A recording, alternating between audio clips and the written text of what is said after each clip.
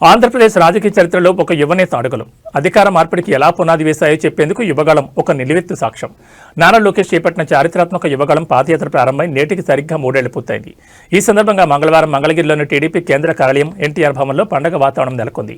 మంగళవారం ఉదయం ఎన్టీఆర్ భవన్కు చేరుకున్న మంత్రి నారా లోకేష్ కు పార్టీ నేతలు కార్యకర్తలు ఘన స్వాగతం పలికారు.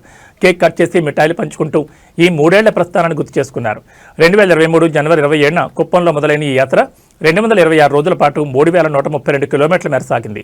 లోకేష్ అడుగుపెట్టిన 97 నియోజకవర్గాల్లో ఏకంగా 90 స్థానాల్లో కూటమి అభ్యర్థులు విజయం సాధించడం ఈ యాత్ర పవర్ ఏంటో నిరూపించిందని నేతలు కొనియాడారు. 11 ఉమ్మడి జిల్లాలు 2000కు పైగా గ్రామాల మీదుగా సాగిన ఈ ప్రయాణంలో లోకేష్ సామాన్యుల కష్టాలను స్వయంగా విని వారికి భరోసా ఇచ్చారు. యువతలో స్ఫూర్తి నింపడమే కాకుండా అప్పటి ప్రభుత్వ వ్యతిరేకతను ఓట్ల రూపంలోకి మార్చడంలో యువగళం సక్సెస్ అయిందని విశ్లేషకులు భావిస్తున్నారు. వేడుకల్లో పార్టీ రాష్ట్ర అధ్యక్షుడు పల్లా శ్రీనివాసరావు, మంత్రులు అచ్చెన్నాయుడు, కొల్లు రవీందర్తో పాటు పలువురు ఎంపీలు, ఎమ్మెల్యేలు పాల్గొని లోకేష్ కు ప్రత్యేక అభినందనలు తెలిపారు. ప్రజాక్షేత్రంలో లోకేష్ ను ఒక పరిణితి చెందిన నాయకుడిగా నిలబెట్టిన యువగళం తెలుగుదేశం పార్టీ కేడర్లో నింపిన ఊపు ఇప్పుడు ప్రభుత్వ పాలనలోనూ ప్రతిబింబిస్తోందని పార్టీ వర్గాలు ధీమా వ్యక్తం చేస్తున్నాయి.